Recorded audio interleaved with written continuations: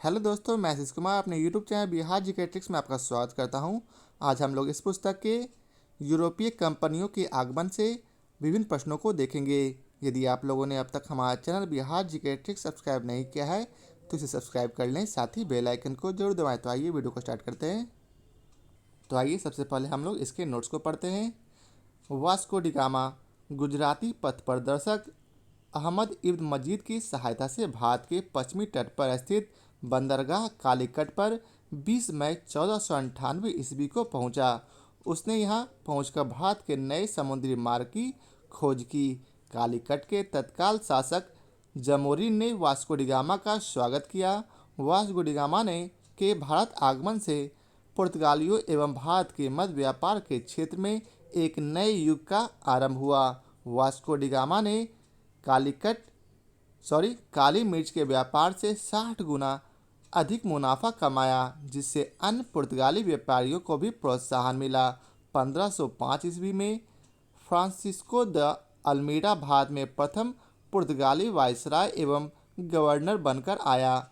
व्यापारिक हितों के परिप्रेक्ष्य में हिंद महासागर में प्रभुत्व स्थापित करने के लिए अल्मीडा ने ब्लू वाटर पॉलिसी अर्थात शांत जल की नीति का प्रतिपादन किया। अल्मीडा के बाद अल्फांसो द अल्बुकर्क 1509 ईस्वी में गवर्नर बनकर आया। उसने 1510 ईस्वी में बीजापुरी शासक यूसुफ आदिल शाह से गोवा छीनकर अपने अधिकार में कर लिया।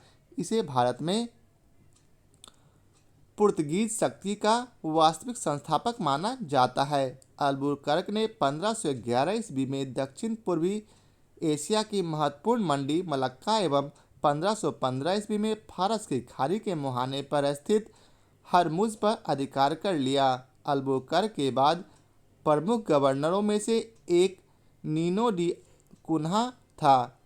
यह वर्ष 1529 से 1538 ईस्वी तक गवर्नर था।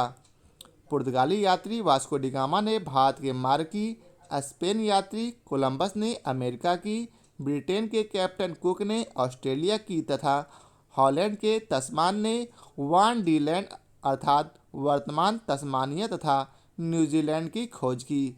पुर्तगालियों के भारत में प्रथम दुर्ग अर्थात भारत में प्रथम यूरोपीय दुर्ग भी का निर्माण अल्फांसो द अल्बुकर्क ने किया। इस समय वह गवर्नर नहीं था। द्वारा 1503 ईस्वी में कोचीन में कराया गया था।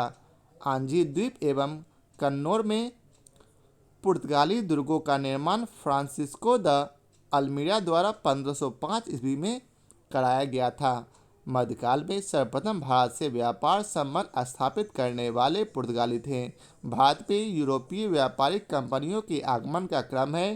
पुर्तगीज, डच, अंग्रेज, डेन और फिर लास्ट में फ्रांसीसी आए। भारत में पुर्तगाली सबसे पहले 1498 ईस्वी में आए तथा सबसे अंत में वर्ष 1961 में वापस गए। वर्ष 1961 में गोवा का पुर्तगाली गवर्नर जनरल मैनुअल एंटोनियो वसालो ए सिल्वा, जो कि 1558 से 1961 था, भारत की स्वतंत्रता प्राप्ति के दौरान गोवा का गवर्नर जनरल जोसे फेरिसा बोस्सा था। यूरोपीय शक्तियों में सर्वप्रथम पुर्तगाली व्यापारियों ने भारत में सामुद्रिक व्यापारिक केंद्र स्थापित किए। पुर्तगालियों ने 1503 ईस्वी में कोचीन में पहली फैक्ट्री तथा 1505 ईस्वी में कन्नूर में अपना दूसरी फैक्ट्री स्थापित की। 1534 ईस्वी में पुर्तगालियों ने बंगाल में शासक गयासुद्दीन महमूद शाह से सतगांव और चटगांव में अपनी फैक्ट्री स्थापित करने की अनुमति प्राप्त कर ली। पुर्तगालियों द्वारा हुगली को बंगाल की खाड़ी में समुद्री लूटपाट के लिए अड्डे के रूप में इस्तेमाल किया जाता था। 1632 ईस्वी में मुगल बादशाह शाहजहां ने हुगली में पुर्तगाली बस्तियों को पूरी तरह नष्ट कर दिया और 1000 से अधिक पुर्तगाली निवासियों को बंदी बना लिया। अब आइए चलते हैं अगले पॉइंट को देखते हैं। तो अगला पॉइंट है कासिम बाजार की फैक्ट्री के प्रमुख जॉब चौर्नॉक ने अंग्रेजों के व्यापार केंद्र के लिए हुगली के स्थान पर सुतानोती अथवा सुतनौती को चुना। आइए आगे है कोच्चि 1814 ईस्वी में ब्रिटिश उपनिवेश के तहत शामिल हुआ। 1599 ईस्वी में इंग्लैंड में एक मर्चेंट एडवेंचर नामक दल ने अंग्रेजी ईस्ट इंडिया कंपनी अथवा the governor and company of merchant of London trading into the East Indies की स्थापना की। दिसंबर 1600 ईस्वी में ब्रिटेन की महारानी एलिजाबेथ प्रथम ने इसे पूर्व के साथ व्यापार के हेतु 15 वर्षों के लिए अधिकार पत्र प्रदान किया था। इस दौरान भारत का बादशाह अकबर था। लेवेंट कंपनी को 1593 ईस्वी में स्थल मार्ग से भारत में व्यापार करने का अधिकार पत्र प्राप्त हुआ था। जहांगीर के शासनकाल में इंग्लिश ईस्ट इंडिया कंपनी ने सर्वप्रथम 1611 ईस्वी में मसूलीपट्टनम अथवा मछलीपट्टनम में एक अस्थायी कारखाना स्थापित किया। 1613 ईस्वी में सूरत में स्थापित कारखाना अंग्रेजों का प्रथम अस्थायी कारखाना था। सूरत में डचों द्वारा फैक्ट्री 1616 ईस्वी में जबकि फ्रांसीसियों द्वारा 1668 ईस्वी में स्थापित की गई थी। थॉमस बेस्ट नामक अंग्रेज अधिकारी ने पुर्तगालियों को स्वाली के स्थान पर हराया था। 1661 ईस्वी में इंग्लैंड के सम्राट चार्ल्स द्वितीय का विवाह पुर्तगाल की राजकुमारी कैथरीन से होने पर चार्ल्स को बम्बई उपहार के स्वरूप में प्राप्त हुआ, जिसे उन्होंने 1668 ईस्वी में 10 पाउंड वार्षिक किराए पर ब्रिटिश ईस्ट इंडिया कंपनी को दे दिया था। बम्बई के अंग्रेज गवर्नर जॉन चाइल्ड ने 1688 ईस्वी में बम्बई और पश्चिमी समुद्री तट के मुगल बंदरगाहों का घेरा डाला तथा मक्का जाने वाले हज यात्रियों को बंदी बनाने का प्रयास किया। फलस्वरूप उसे औरंगजेब ने भारत से निष्कासित करने का आदेश दिया। कर्नाटक प्रथम युद्ध, जो कि 1746 से 1748 ईस्वी में हुआ, ऑस्ट्रिया के उत्तराधिकारी युद्ध जो 1740 ईस्वी में आरंभ हुआ था, का विस्तार मात्र था। गृह सरकारों की आज्ञा के विरुद्ध ही दोनों दलों अर्थात अंग्रेज एवं फ्रांसीसी में 1746 ईस्वी में युद्ध प्रारंभ हो गया। अंग्रेज कैप्टन बर्नेट के नेतृत्व में अंग्रेजी सेना द्वारा कुछ फ्रांसीसी जहाज़ों पर अधिकार कर लेना युद्ध का तत्कालिक कारण था। प्रथम कर्नाटक युद्ध के समय ही कर्नाटक के नवाब अनवरुद्दीन ने महफूज खां के नेतृत्व में 10,000 की भारतीय सेना को फ्रांसीसियों पर आक्रमण करने के लिए भेजा। कैप्टन पैराडाइज के नेतृत्व में फ्रांसीसी सेना ने अडियार नदी पर स्थित सेंट थोमे नामक स्थान पर नवाब की सेना को पराजित किया। यूरोप में युद्ध बंद होते ही कर्नाटक का प्रथम युद्ध समाप्त हो गया। एक्सला चापेल की संधि अर्थात ट्रीटी ऑफ एक्सला चापेल 1748 ईस्वी में से ऑस्ट्रिया के उत्तराधिकार का युद्ध समाप्त हो गया तथा मद्रास अंग्रेजों को पुनः प्राप्त हो गया। डुप्ले ने पहली बार वे हथकंडे प्रयोग किए जो भारत को जीतने के लिए अंग्रेजों के मार्गदर्शक बने। यह डुप्ले ही था जिसने पहली बार यूरोपीय सेना को भारतीय राज दरबारों में भारतीय व्यय पर नियुक्त करवाया तथा जिसने पहली बार यूरोपीय हितों के लिए भारतीय राजनीति में हस्तक्षेप किया तथा भारत में यूरोपीय साम्राज्य की नींव रखी। लुई 14वें के मंत्री कॉलबर्ट द्वारा 1664 ईस्वी में फ्रेंच ईस्ट इंडिया कंपनी की स्थापना हुई, जिसे कंपनी देश ओरिएंटल्स कहा गया। फ्रांसीसी कंपनी का निर्माण राज द्वारा हुआ और राज ही इसका सारा खर्च देता था। 1667 ईस्वी अर्थात 1667 ईस्वी में फ्रांसीसी कैरो के नेतृत्व में एक अभियान दल भारत के लिए रवाना हुआ, जिसने 1668 ईस्वी में सूरत में अपने पहले व्यापारिक कारखाने की स्थापना की। मरकारा गोलकुंडा के सुल्तान से एक अधिकार पत्र प्राप्त कर 1669 ईस्वी में मसूलीपट्टनम में दूसरी फ्रांसीसी कोठी स्थापित की गई। डचों ने अपनी प्रथम फैक्ट्री की स्थापना मसूलीपट्टनम में की थी। डचों की बंगाल में पहली कंपनी पिपली में 1627 ईस्वी में स्थापित हुई। इसके कुछ ही दिनों बाद डच पीपली से बालासोर चले आए, परंतु बंगाल में डचों का व्यापार सही ढंग से 1653 ईस्वी में शुरू हुआ, जब उन्होंने चिंसुरा में अपनी कंपनी स्थापित की। चिंसुरा के डच किलों को गुस्तावुस फोर्ट के नाम से जानते थे। यूरोप वासियों को सर्वोत्तम सोरा और अफीम बिहार से प्राप्त होता था। ये बिहार में आने वाले एग्जाम के लिए अति महत्वपूर्ण है, तो इसे आप लोग याद रखेंगे कि यूरोप वासियों को सर्वोत्तम सोरा और अफीम कहाँ से प्राप्त होता था, तो ये बिहार से। अंग्रेजी शासनकाल में बिहार अफीम उत्पादक हेतु प्रसिद्ध था। भारत में यूरोपीय शक्तियों के आगमन का क्रम इस प्रकार है, अर्थात सबसे पहले पुर्तगीज आए, फिर डच, उसके बाद अंग्रेज और उसके बाद डेन और सबसे लास्ट में फ्रांसीसी, जबकि इनकी कंपनियों की स्थापना के वर्ष निम्नलिखित हैं। तो सबसे पहले इस्तादो द इंडिया, जो कि पुर्तगीज कंपनी था, जिसकी स्थापना 1498 ईस्वी में हुई। वहीं डच ईस्ट इंडिया कंपनी की स्थापना 1602 ईस्वी में, और आप लोग जानते हैं अंग्रेजी ईस्ट इंडिया कंपनी की स्थापना 1600 ईस्वी में, और डेन ईस्ट इंडिया कंपनी की स्थापना 1616 ईस्वी में, और कंपनी देश इंडेस ओरिएंटल्स की स्थापना 1664 ईस्वी में। अब आई चलते हैं प्रश्नों को देखते हैं।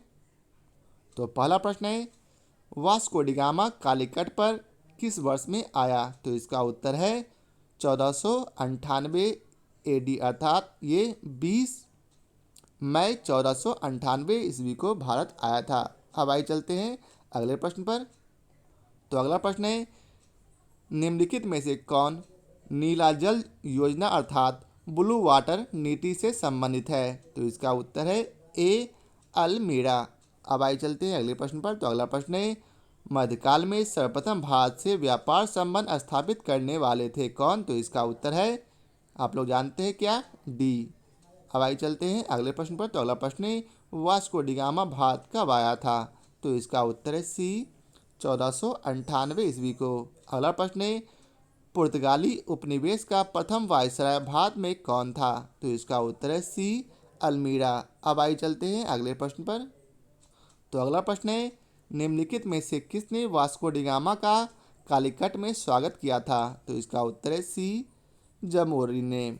अब आई चलते हैं अगले प्रश्न में, जिसमें आपको मिलान करना है। तो आइए इसका डायरेक्ट सॉल्यूशन देख लेते हैं।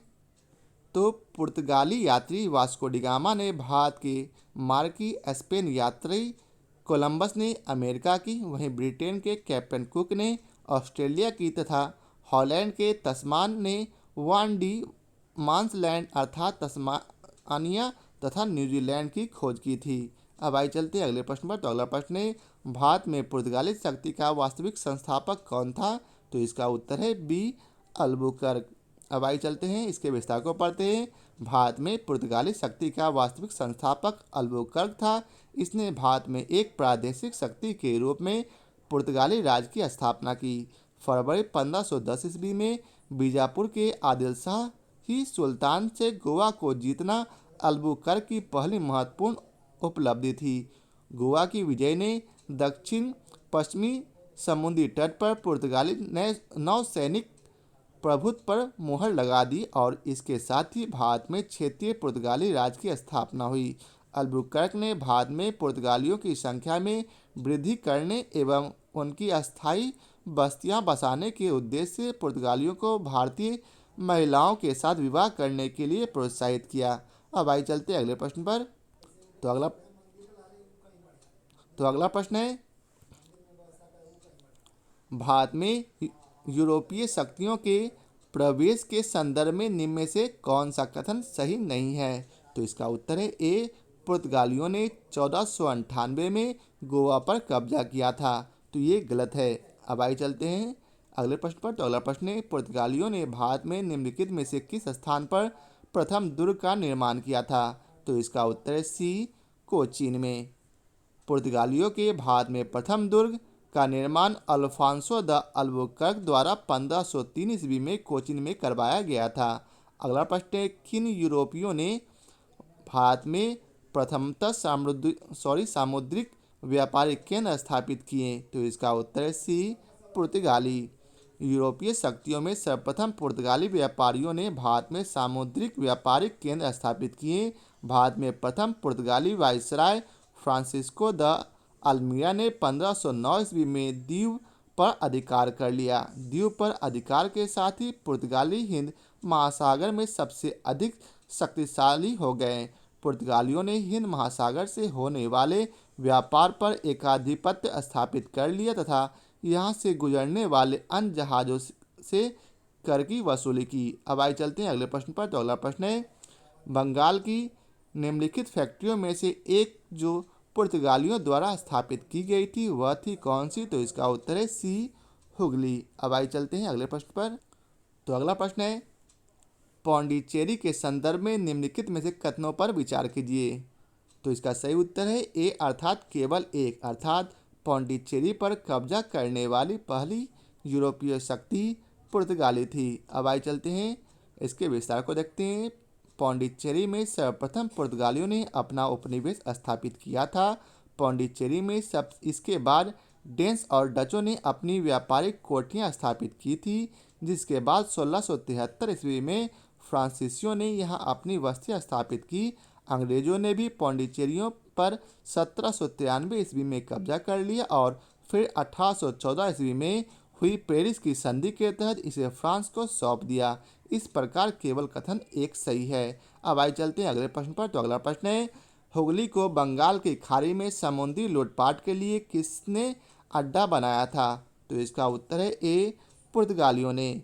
पुर्तगालियों द्वारा हुगली को बंगाल की खाड़ी में समुद्री लूटपाट के लिए अड्डे के रूप में इस्तेमाल किया गया था।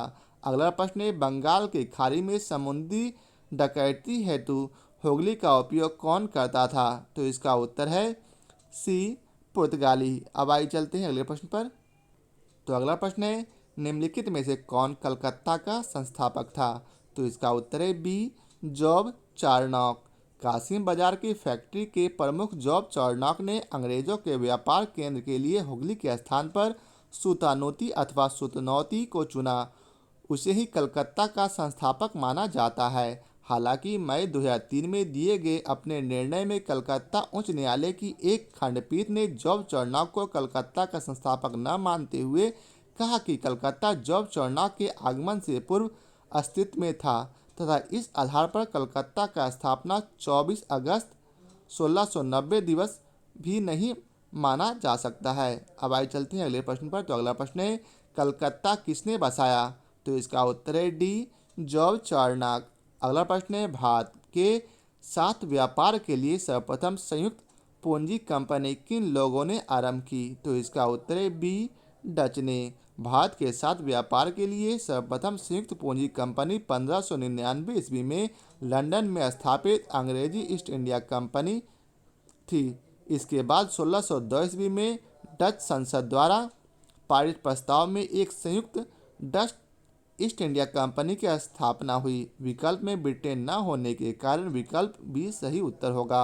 अगला प्रश्न है, निम्नलिखित कथनों में से कौन सा एक सही है? तो इसका उत्तर है बी, अर्थात डचों ने पुर्तगालियों को पराजित किया और आधुनिक कोची में उन्होंने फोर्ट विलियम का निर्माण किया।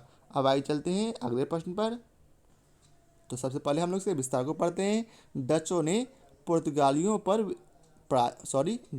पुर्तगालियों को पराजित कर आधुनिक कोची में विलियम फोर्ट का निर्माण कराया था। अगला प्रश्न है, भारत में ईस्ट इंडिया कंपनी की सफलता का राज था क्या?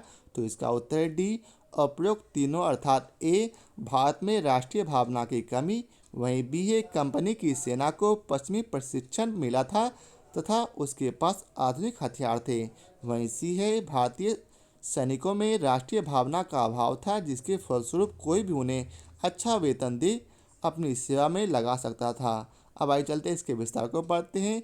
उपरोक्त तीनों कारण भारत में ईस्ट इंडिया कंपनी की सफलता में सहायक थे। ज्ञातव्य है कि 1599 ईस्वी में इंग्लैंड में एक मर्चेंट एडवेंचर्स नामक दल ने अंग्रेजी ईस्ट इंडिया कंपनी अथवा the governor and company of merchant of London trading into the East Indies की स्थापना की। अगला प्रश्न है, निम्नलिखित ब्रिटिश कंपनियों में से किसे भारत में व्यापार करने का पहला अधिकार पत्र प्राप्त हुआ था? तो इसका उत्तर है ए लिवेंट कंपनी।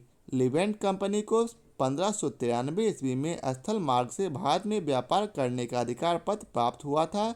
31 दिसंबर 1600 को महारानी एलिजाबेथ प्रथम ने the governor and company of merchant of London trading into the East Indies को समुद्री मार्ग से ईस्ट इंडीज के साथ व्यापार करने का पहला अधिकार पत्र प्रदान किया था।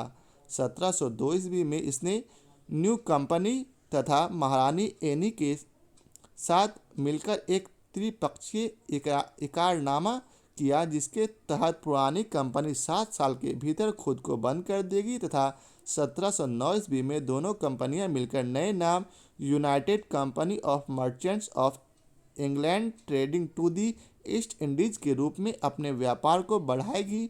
यह कंपनी सामान्यतः ईस्ट इंडिया कंपनी के नाम से प्रसिद्ध हुई। अगला प्रश्न है, लंदन में ब्रिटिश ईस्ट इंडिया कंपनी के गठन के समय भारत का निम्नलिखित में से कौन बादशाह था? तो इसका उत्तर है ए अकबर।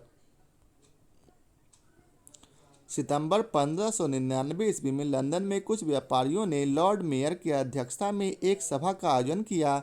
इसमें पूर्वी द्वीप समूह के साथ व्यापार करने की योजनाएं तैयार की गई। इन व्यापारियों ने पूर्व के देशों के साथ व्यापार करने के आशय से 1599 ईस्वी में एक कंपनी का गठन किया। इसका नाम governor and company of merchants of London trading into the East Indies रखा गया। इस दौरान भारत का बादशाह अकबर, जो कि जिसका शासनकाल 1556 से 1605 ईस्वी था। अब आइए चलते हैं अगले प्रश्न पर। तो अगला प्रश्न है, किस मुगल सम्राट के काल में इंग्लिश ईस्ट इंडिया कंपनी ने भारत में सर्वप्रथम कारखाना स्थापित किया?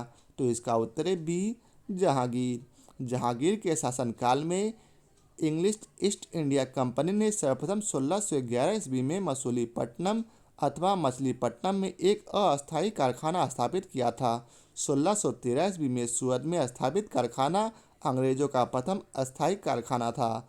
अगला प्रश्न है, भारत में 1613 ईस्वी में अंग्रेजों ने अपनी पहली फैक्ट्री कहाँ स्थापित की थी? तो इसका उत्तर है डी सूरत में। कैप्टन विलियम हॉकिंस सूरत से मुगल दरबार 1608 ईस्वी में पहुंचा, किंतु सूरत में फैक्ट्री की स्थापना की अनुमति पाने में सफल नहीं हो सका। 1611 ईस्वी में पुर्तगालियों के विरोध के बावजूद कैप्टन मिडल्टन सूरत के समीप सवाली पहुंचा और मुगल गवर्नर से वहां व्यापार करने की अनुमति पाने में सफल हो गया। कैप्टन विलियम्स बेस्ट द्वारा सूरत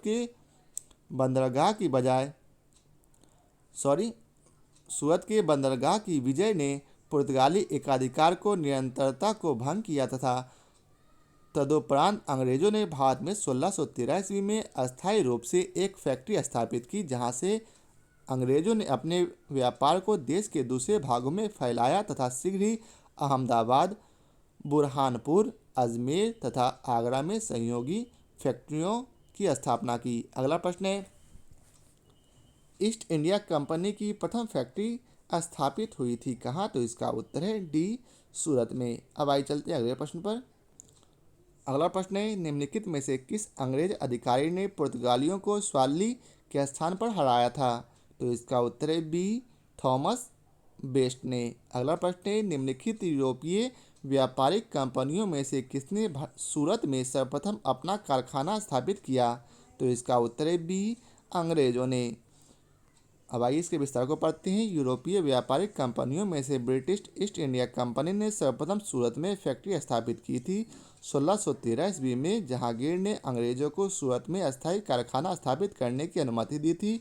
सूरत में डचों द्वारा फैक्ट्री 1616 ईस्वी में, जबकि फ्रांसीसियों द्वारा 1668 ईस्वी में स्थापित की गई थी।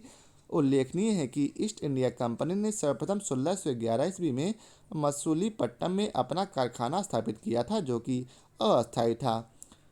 इन्होंने अपना प्रथम अस्थायी कारखाना 1613 ईस्वी में सूरत में ही स्थापित किया था। फ्रांसीसियों ने भी अपना प्रथम कारखाना 1668 ईस्वी में सूरत में ही स्थापित किया था। अब अगला प्रश्न है, वर्ष 1613 ईस्वी में अंग्रेजी ईस्ट इंडिया कंपनी को कहाँ एक कारखाना अर्थात व्यापार स्थल स्थापित करने की अनुमति मिली? तो इसका उत्तर है डी सूरत में। अब आइए चलते हैं अगले प्रश्न पर। तो अगला प्रश्न है, ईस्ट इंडिया कंपनी के प्रारंभिक दौर में वेस्टर्न प्रेसिडेंसी कहाँ थी? तो इसका उत्तर है ए, सूरत। ईस्ट इंडिया कंपनी ने आरंभ में सूरत को प्रेसिडेंसी बनाया था, बाद में यह बॉम्बे स्थानांतरित कर दी गई थी। अब आइए चलते हैं अगले प्रश्न पर। तो अगला प्रश्न है, ब्रिटिश ईस्ट इंडिया कंपनी ने बम्बई किस से लिया था? तो इसका उत्तर है डी, पुर्तगालियों से। ब्रिटिश ईस्ट इंडिया कंपनी ने बम्बई पुर्तगालियों से लिया था। 1661 ईस्वी में इंग्लैंड के सम्राट चार्ल्स द्वितीय का विवाह पुर्तगाल की राजकुमारी कैथरीन से होने पर चार्ल्स को पुर्तगालियों द्वारा बम्बई उपहार स्वरूप प्रदान किया गया था, जिसे उन्होंने 10 पाउंड वार्षिक किराए पर 1668 ईस्वी में ब्रिटिश ईस्ट इंडिया कंपनी को दे दिया था। अगला प्रश्न है, ईस्ट इंडिया कंपनी के किस अंग्रेज गवर्नर को अंग्रेज औरंगजेब द्वारा भारत से निष्कासित किया गया था? तो इसका उत्तर है B, sir John Child. Bombay के अंग्रेज गवर्नर जॉन चाइल्ड ने 1688 ईस्वी में बम्बई और पश्चिमी समुद्री तट के मुगल बंदरगाहों का घेरा डाला तथा मक्का जाने वाले हज यात्रियों को बंदी बनाने का प्रयास किया। फलस्वरूप उसे औरंगजेब ने भारत से निष्कासित करने का आदेश दिया था। मुगल शासक औरंगजेब के सामने उसे विवश होना पड़ा और अंततः उसे माफ़ी मांगनी पड़ी। अगला प्रश्न है, निम्नलिखित में से प्रथम कर्नाटक युद्ध का कौन सा तत्कालिक कारण था? तो इसका उत्तर डी, अंग्रेजों द्वारा फ्रांसीसी जहाज़ों का अधिग्रहण।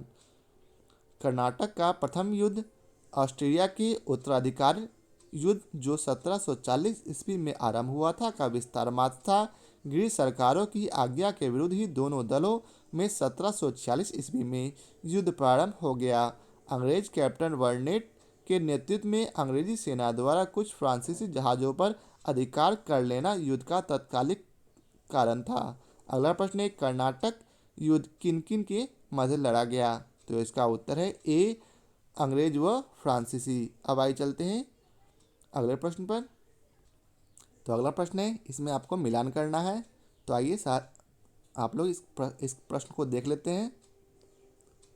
तो इसका सही सूची है, प्रथम कर्नाटक युद्ध एक्सला चैपेल की संधि से अंत हुआ था। वहीं तृतीय कर्नाटक युद्ध पेरिस की संधि से अंत हुआ था और द्वितीय कर्नाटक युद्ध अनिर्णायक युद्ध था। वहीं प्रथम मैसूर युद्ध में ब्रिटिश की हार हुई थी। अब आइए चलते हैं अगले प्रश्न पर। तो अगला प्रश्न है, निम्नलिखित में से कौन सा एक सही सुमेलित नहीं है?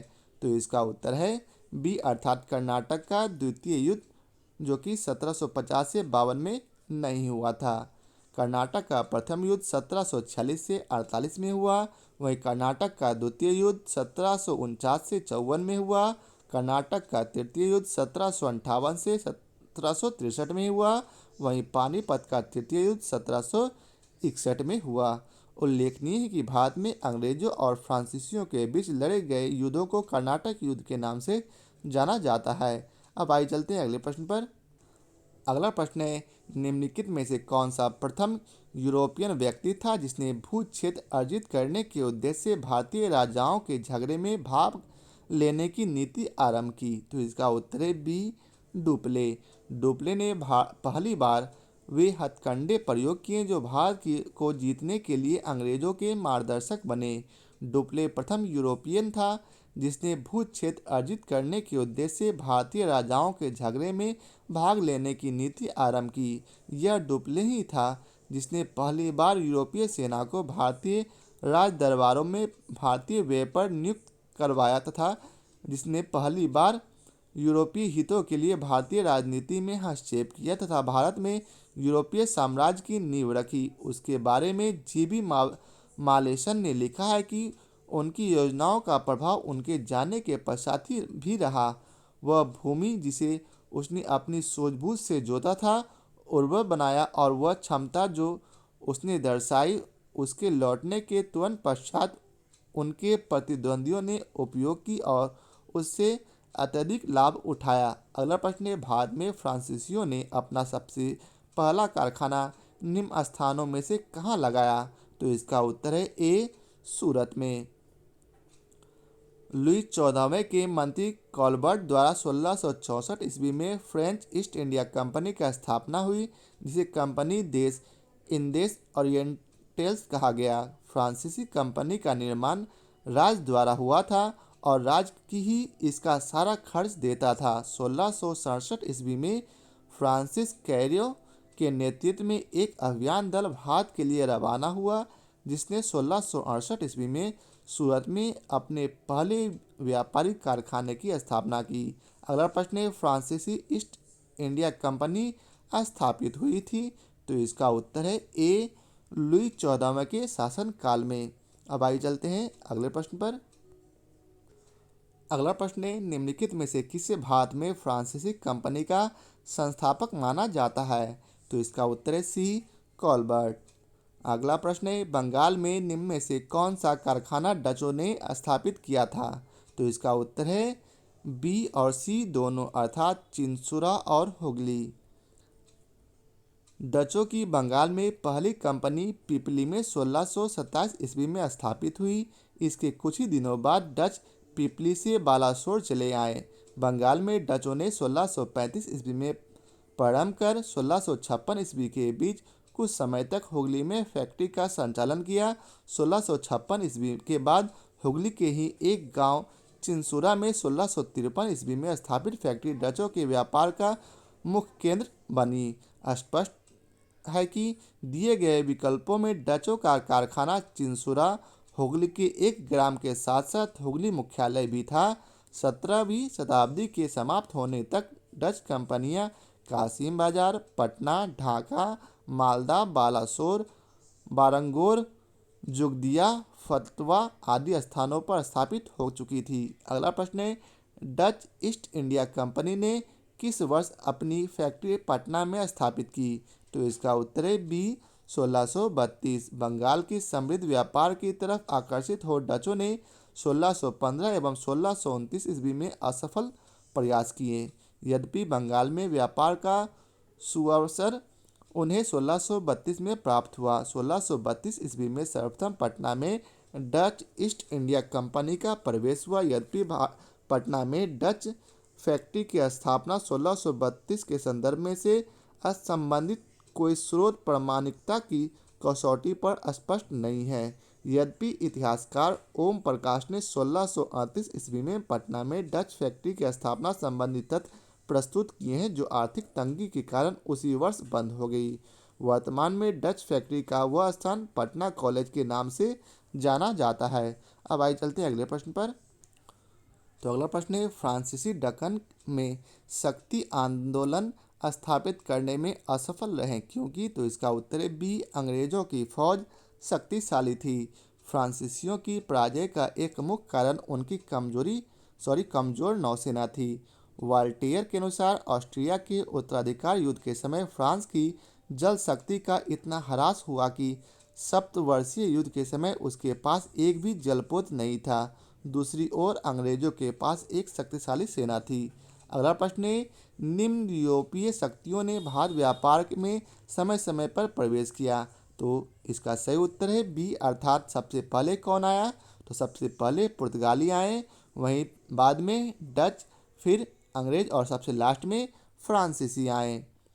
भारत में यूरोपीय शक्तियों के आगमन का क्रम इस प्रकार है: पुर्तगीज, डच, अंग्रेज, डेन और फिर फ्रांसीसी। अब आइए इस अगले प्रश्न में मिलान करना है, तो आइए डायरेक्ट इसका हम लोग सॉल्यूशन देख लेते हैं। तो अगला प्रश्न है, पौंडीचेरी पर किसका शासन था? तो फ्रेंच का। वहीं गोवा पर पुर्तगीज का और टान के बार में किसका शासन था? तो डेन का। वहीं सद्रास में डच का शासन था। अगला प्रश्न है, उस क्षेत्र की पहचान करें जहां से यूरोप वासियों को सर्वोत्तम सोरा और अफीम प्राप्त होता था। तो इसका उत्तर है ए, बिहार में। यूरोप वासियों को सर्वोत्तम सोरा और अफीम बिहार से प्राप्त होता था। अगला प्रश्न है, अंग्रेजी शासनकाल में भारत का कौन सा क्षेत्र अफीम उत्पादन हेतु प्रसिद्ध था? तो इसका उत्तर है ए, बिहार। अंग्रेजी शासनकाल में बिहार अफीम उत्पादन हेतु प्रसिद्ध था। अगला प्रश्न है, निम्नलिखित यूरोपियों में से कौन सा एक स्वतंत्रता पूर्व भारत में व्यापारी के रूप में सबसे अंत में आए? तो इसका उत्तर है सी, फ्रांसीसी। 16वीं-17वीं शताब्दी में यूरोप के अनेक राष्ट्रों के व्यापारी समय समय पर व्यापार के उद्देश्य से भारत में आए। इन यूरोपियों में सबसे पहले 1498 ईस्वी में पुर्तगाली, 1605 ईस्वी में डच, 1608 ईस्वी में अंग्रेज तथा 1664 ईस्वी में फ्रांसीसियों का आगमन हुआ। इस प्रकार उपयुक्त विकल्पों में से भारत आने वाले व्यापारियों में सबसे अंत में फ्रांसीसियों का आगमन हुआ। अगला प्रश्न है, निम्नलिखित में से किन स्थानों पर डचों ने अपने व्यापारिक अड्डे स्थापित किए? तो इसका उत्तर है डी, उपरोक्त सभी अर्थात नागपट्टनम, चिंसुरा, मछलीपट्टनम, सूरत, भरूच, आगरा, कोचीन, अहमदाबाद, पटना। अब आइए चलते हैं अगले प्रश्न पर। अगला प्रश्न है, निम्नलिखित पर विचार कीजिए। पहला है, मृदा के स्वरूप तथा उपज के गुणों के आधार पर भूमि राजस्व का मूल्यांकन, ये गलत है। वहीं दूसरा है, युद्ध में चलती फिरती तोपों का उपयोग, ये भी गलत है। और सी है, तंबाकू और लाल मिर्च की खेती, ये भी गलत है। उपयुक्त में से कौन से अंग्रेजों की भारत की देन थी? तो ये सभी गलत है। तो इसका सही उत्तर डी अर्थात उपयुक्त में से कोई नहीं। मृदा के स्वरूप तथा उपज के गुणों के आधार पर भूमि राजस्व का मूल्यांकन अंग्रेजों से पूर्व शेरशाह सूरी एवं अकबर के द्वारा किया जा चुका था। भारत में तंबाकू और लाल मिर्च की खेती पुर्तगालियों की देन थी तथा और चलती फिरती तोपों का प्रचलन मुगल काल में ही था। अकबर के आयुध निर्माण कारखाने में तमाम प्रकार की बड़ी छोटी तोपें तैयार की गई थी। इसी प्रकार इनमें से अंग्रेजों की भारत को देन कोई भी नहीं था। अब अगला प्रश्न है, किसने ईस्ट इंडिया कंपनी के बारे में यह टिप्पणी की कि कंपनी एक असंगति है, परंतु यह उस व्यवस्था का भाग है जहाँ सब कुछ ही असंगत है? तो इसका उत्तर है बी, जीवी मैकाले। लॉर्ड मैकाले ब्रिटेन का राजनीतिक कवि तथा इतिहासकार था। 1834 ईस्वी से 1838 ईस्वी तक वह भारत की सुप्रीम काउंसिल में लॉ मेंबर तथा लॉ कमीशन का प्रधान रहा। प्रसिद्ध दंड विधान ग्रंथ द इंडियन पिनल कोड की पांडुलिपि इसी ने तैयार की थी। अंग्रेजी को भारत की सरकारी भाषा तथा शिक्षा का माध्यम और यूरोपीय साहित्य, दर्शन तथा विज्ञान को भारतीय शिक्षा का लक्ष्य बनाने में इसकी महत्वपूर्ण भूमिका थी। ईस्ट इंडिया कंपनी की नीतियों पर टिप्पणी करते हुए मैकाले ने कहा था कि कंपनी एक असंगति है, परंतु यह उस व्यवस्था का भाग है जहाँ सब कुछ ही असंगत है। तो यह इस वीडियो का आखिरी प्रश्न था। तो आशा करता हूँ आप लोगों को हमारा यह वीडियो पसंद आया हो। यदि आप लोगों को हमारा यह वीडियो पसंद आया हो तो इसे लाइक और शेयर जरूर करें। फिर मिलते हैं नए चैप्टर के साथ। आज के लिए बहुत बहुत धन्यवाद।